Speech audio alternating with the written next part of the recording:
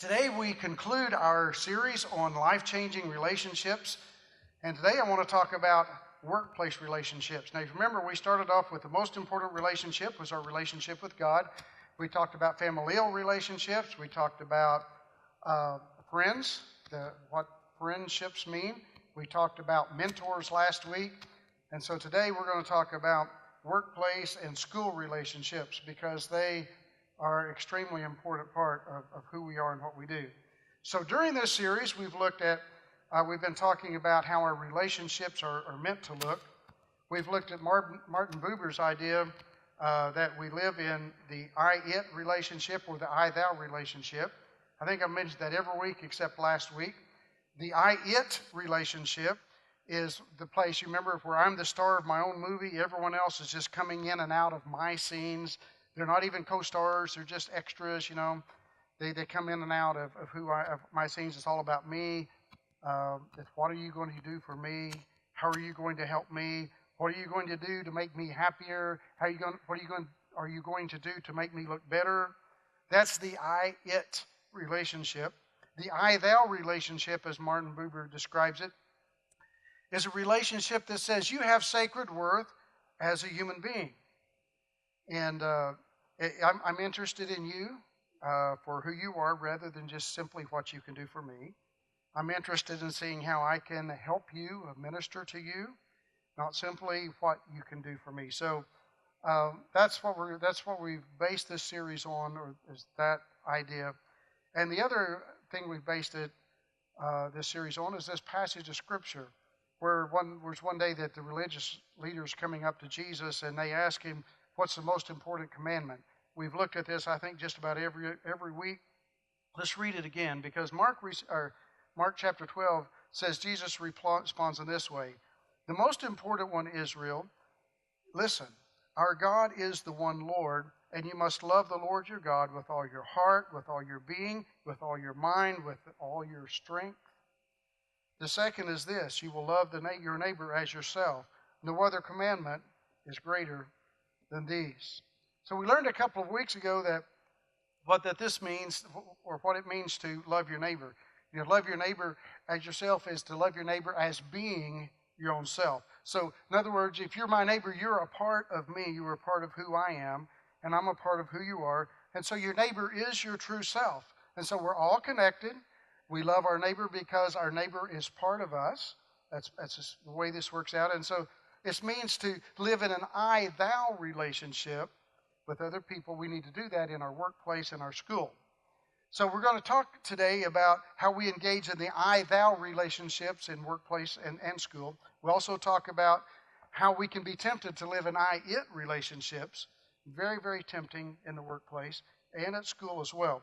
I believe this is important for two reasons. First, because you're going to spend most of your time in the workplace or at school than you spend anywhere else. More time there than anywhere. So the average full-time employee spends 46 hours at work. Average, okay? 38% of you will spend more than 50 hours per week at work. Now, our students spend at least 35 hours in school per week, and students that play sports or have other extracurricular activities may spend up to about 45, maybe a little bit more hours of that a week in school. So keep those numbers in mind. See, there was a study done in Great Britain a few years ago that on families with children in the home. They found that the average person spends 10 hours per week with their children. And they also spend about 10 hours a week with their spouse. So this shows you we spend most of our time in the workplace or in school. That's just where our time is spent, our waking hours. So our relationships in the workplace or to school very definitely matter. See, I believe we need to realize a couple of things that are important about our workplace and school. First off, and that is that it is the primary place that God asks us to work and live our lives, to sacrifice, to be who God wants us to be. It's a primary place that God works in our lives as well. You're going to spend 35 to 50 hours worth a week at work or at school. You're going to spend an hour and 15 minutes in worship, probably in a worship service for the week. You're going to spend another couple of 1 to 2 hours in small group, hopefully, during the week. And then you're going to spend a few hours doing some things and serving either through the church or some other ways. And so you're going to have, say, 4 to 6 hours that you spend doing this stuff, but you're going to have 35 to 50 hours per week that you go to work or you go to school. So God is going to be working on you when you're at work or when you're at school. So your workplace or your school is the one main place, or the main places that where God is going to work on you. The second thing I want us to know is that the workplace or school is God's primary mission place for all of us. It's a primary mission field for where you live out your faith, where you witness to the world. So it's not just an off-site thing that we do a little bit on the side and then we live our Christian lives here. It's all incorporated together. So today we're going to talk about several relationships in the workplace and in the school. We're going to talk about the relationship between a manager and an employee. Then we're going to talk about the relationship between teacher and student. We're going to talk about relationship between customer and a business or the business employee. We're going to talk about the relationship between co-workers. We're going to talk about relationship between classmates, teachers, and students. We're going to begin, let's begin with talking about managers, employees, okay? So how many of us are managers or supervise other people? We have some kind of supervision over other people. Yeah? A lot of us do. I mean, at least one person, and your spouse doesn't count, by the way. Now, how many of us have children in the home? So right there, there's one place that we have people who report to us, right? They're supposed to. And I know kids say you're not the boss of me, but you are. Okay? You really are. You're the boss of them. And you know, you're their friend, you're their advocate, you're everything else, but you also have responsibility there. So when it comes to managing or leading people, whether it's our children or people at work or workplace or where we donate our time and give of our volunteer our time, the boss or the management place can be a very challenging place to be, because when you're in that role, it can be tempting to make it all about what you want. It can be so tempting to make everything, to slip into this I-it relationship. You are there to make me or help me do what I want to do. And so when we have this I-it relationship with people, you know, people become simply a means to an end. I want my group to get a 5-star rating.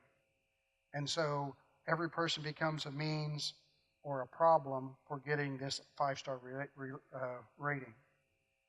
But here's the thing, when power goes to our head, people can become its, not thous, its, okay?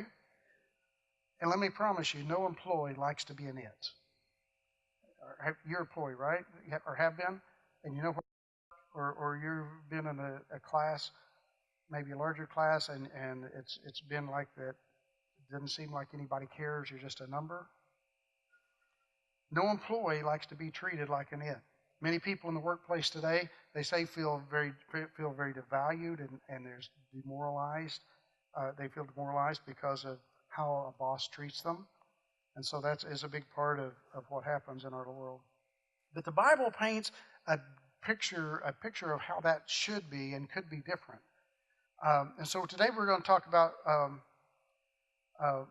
it has lessons in the Bible that talks about how to be a manager or how to be a supervisor of people, how to lead people. Matter of fact, when the Bible uses, mainly it's talking in the days of agrarian society, so the Bible uses the image of a shepherd to help us understand how we ought to lead people.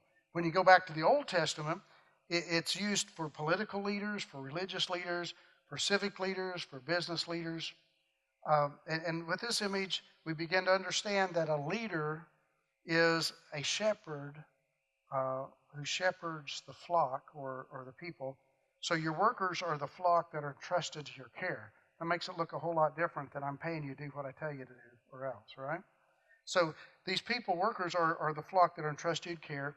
In the New Testament, the shepherd is used to describe leaders in the church. So I want to look at 1 Peter real quick, 1 Peter chapter 5, starting in verse 1, because he says, I urge the elders, like shepherds, tend the flock of God among you. Watch over it. Don't shepherd because you must, but do it voluntarily, voluntary for God. Don't shepherd greedily, but do it eagerly. Don't shepherd by ruling over those entrusted to your care, but become examples to the flock. And when the chief shepherd appears, you will receive an unfading crown of glory.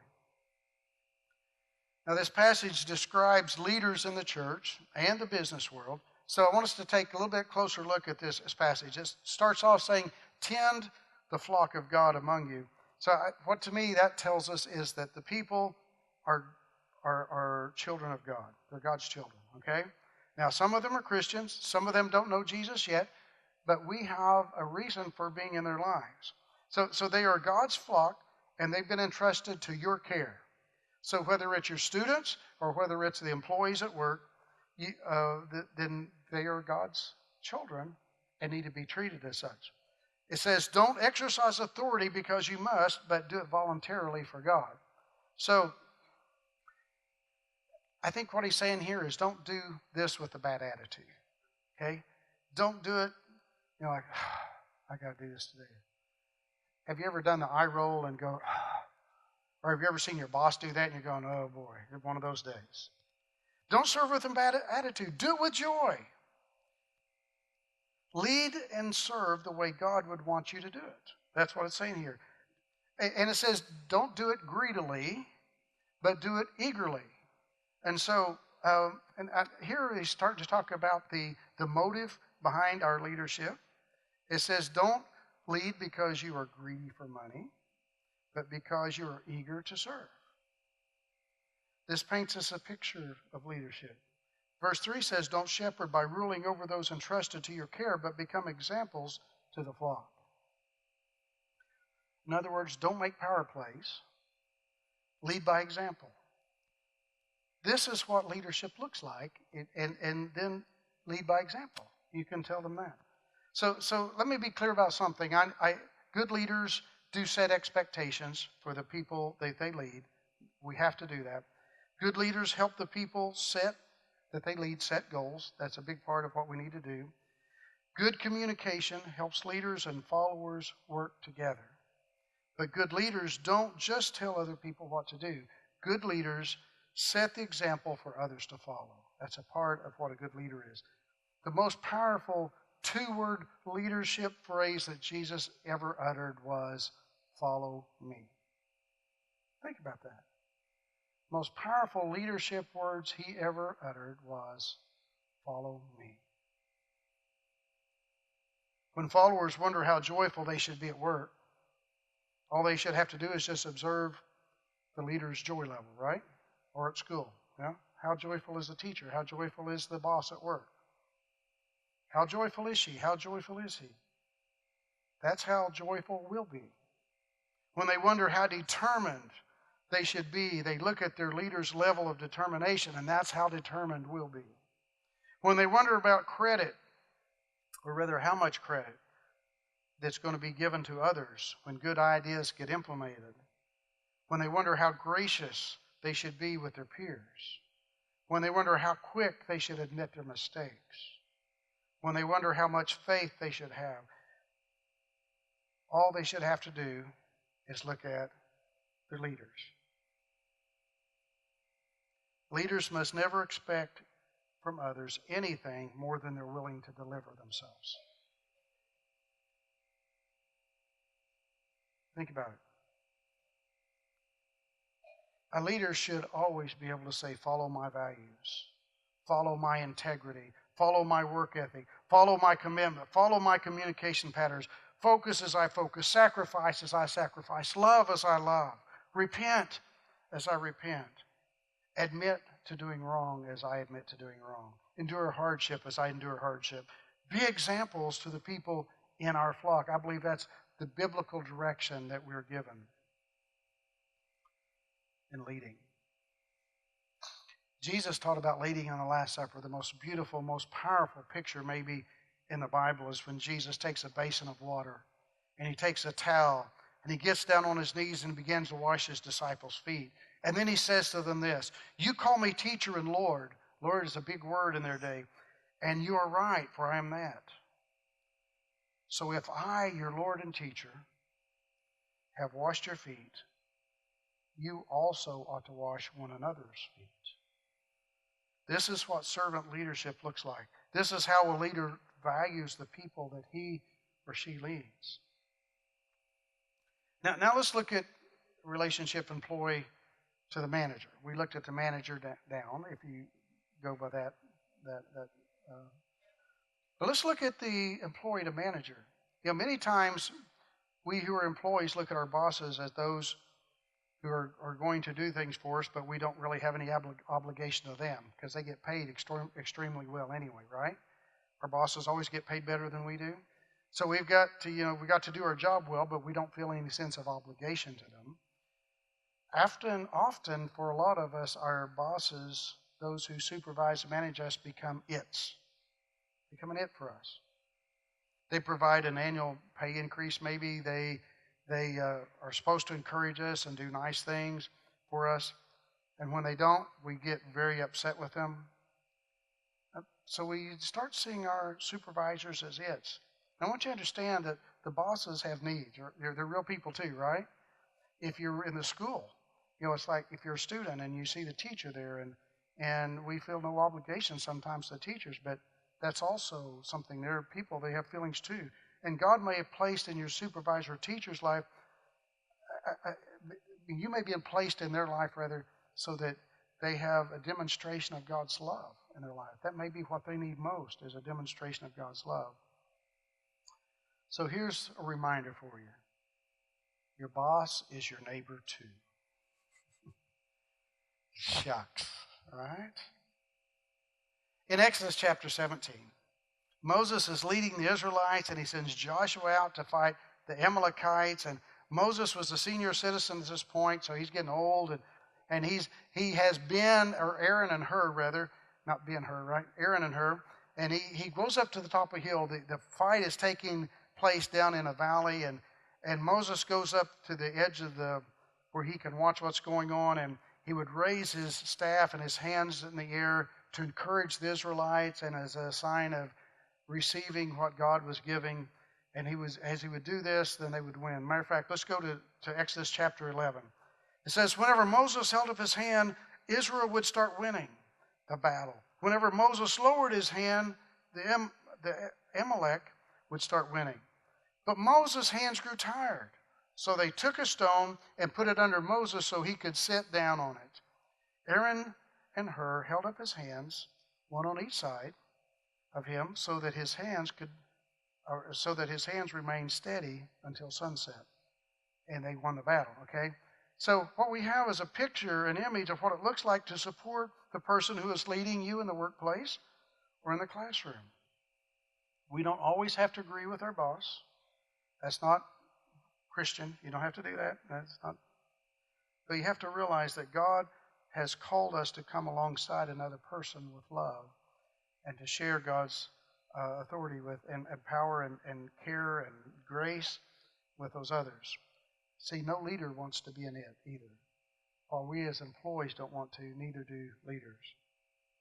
So let's talk about relationships between customers and business or the employee, okay? Somehow there's a customer or client who provides for your salary, right? Somehow we all sometime have made some money or we wouldn't be able to live. In church, we look at it in an interesting way. We don't look to people as customers because it's not a business in that same sense. We look at people as parishioners or part of the church family. We do our best to care for you when you're sick or you're hurting, and we do our best to say thank you for the generous way that you give and you serve in ministry. But we also look at you as disciples of Jesus Christ, and we do our best to equip you to serve others. Many times we as leaders look at you as just unpaid staff. We're all just together in this thing. And really, church is about God and you, right? And we're on kind of here um, to facilitate and train us in following Jesus. And that is why we invite you to come and serve Jesus and be a part of ministries through East Cross, because that's what God's called us to do. So let me ask you this. Do you see your customers as suckers who you can overcharge, or do you see them as people? Do you see your customers as people you can minister to, that you can find some way to help? There's some persons that I've seen that have been very, very successful in business with Christian ethics consider their workplace not just a job, okay? They see their work as the way that they minister to people. They value what they do, but they also care very much about their clients or their customers. And they take the very best care of them possible, often going the extra mile for them, sharing of themselves.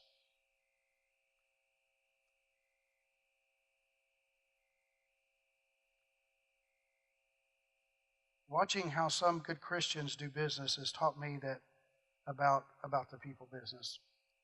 We are about caring for people.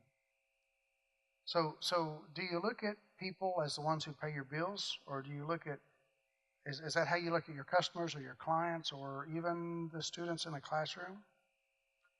Every business isn't just about the product of selling. Really, every business should be about serving the people who need what you have.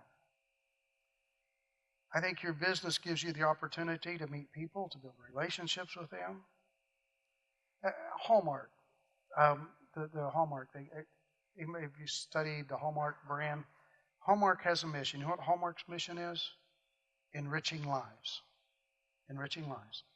The cards, the gifts, the little things to bring a little spark and a little light. Jesus says something similar. He says, do unto others as you would have them do unto you. That's in Luke chapter 6, verse 31. He says, that's the golden rule. Jesus said this is how we're supposed to live our lives. That is how we do business with people, is treating them how we would want to be treated. We should enrich their lives. God calls us to treat people with dignity. Yeah, how do you treat a waiter at a restaurant?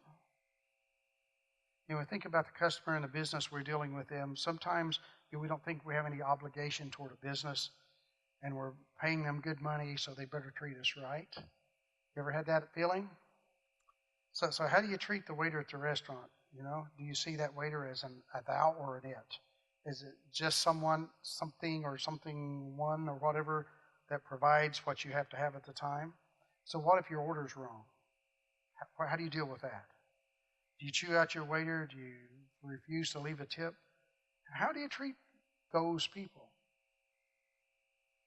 Sometimes we like to get it our way, and when we don't, we get angry, and everybody else becomes an it, because in our emotional response, we forget that anyone or anything exists but me and my perceived needs or wants.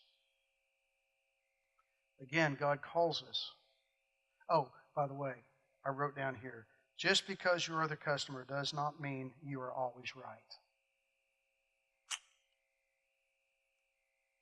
God calls us to treat people with grace and with dignity. So finally, I want to turn and look at our relationship with our coworkers and our classmates, okay? Because we don't get to choose our coworkers. We don't get to choose our classmates.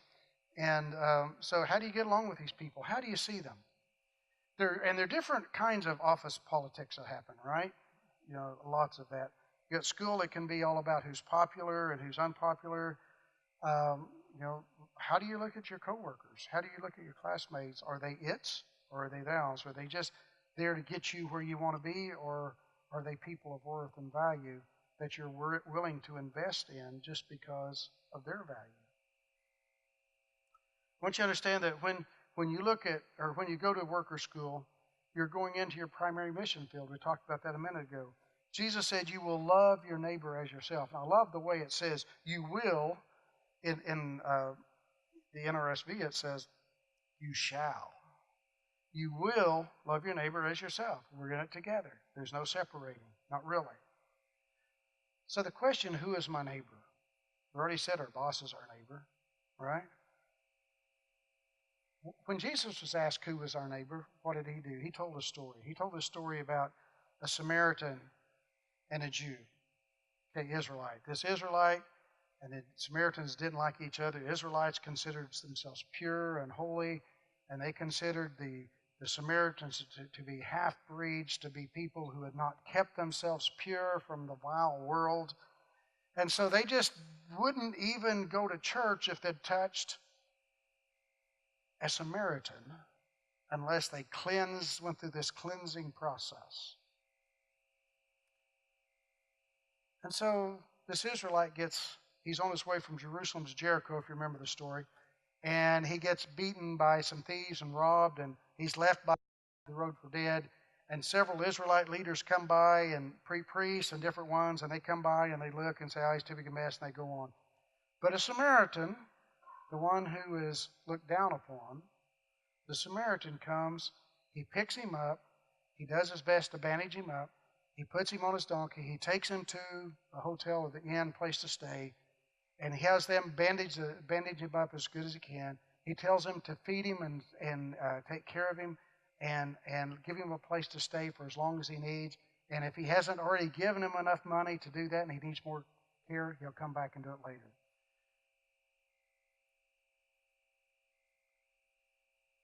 You see, everybody is our neighbor. Our neighbors are the co-workers that we wish weren't our co-workers. Our neighbors are those students, those classmates who we wish would move to Kansas. Our neighbors are those employees that it doesn't matter how many times we ask them to do something right, they just can't get it through their thick head to do it right. They're your neighbor. Your neighbor is that boss that should listen to this sermon and treat somebody with a little bit of respect and should do things instead of just treating everybody as a number and not giving a flip about anyone else. Every one of them is our neighbor. So there are people in your workplace or your school who need care and love. Love them, express sacrifice for them, express words of encouragement and care. When you do that, you begin to see God's love shining through you. See, your boss is your neighbor, your teacher is your neighbor, your employees are your neighbors, your students are your neighbors, your customers are your neighbors, your co-workers are your neighbors, your classmates are your neighbors. And so I want to do this as I close. I was just going to close this. We're going to have prayer time in a minute. If you have a pen or something or pencil there, just go around the sides of your bulletin there or your sheet there. And I want you to write down the name, if you work, I want you to write down the name of your boss. Okay, your person who you report to. Write down that. Then also if you would write down maybe a couple of names of the people you work closely with, a couple of your coworkers, or if you're in school, I want you to write down the name of your teacher. And if you have teachers, then be sure to write the one that you have the most trouble with first. You want to get that on the list, okay? And then some classmates, couple that you like a lot and a couple that you wish weren't your classmates. Now, if you have children, I want you to write down the children.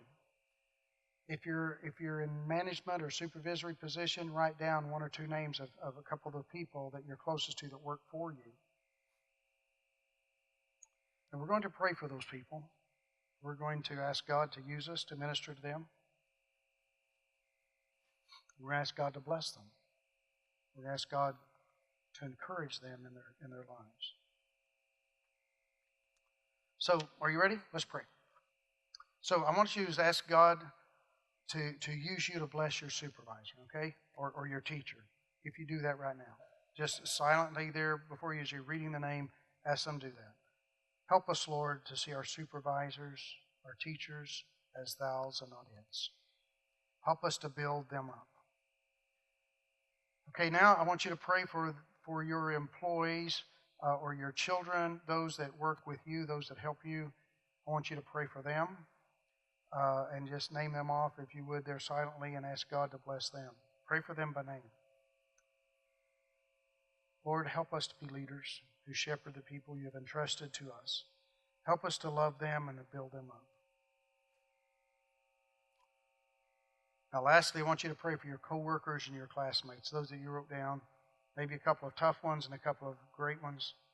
Pray for them at this point.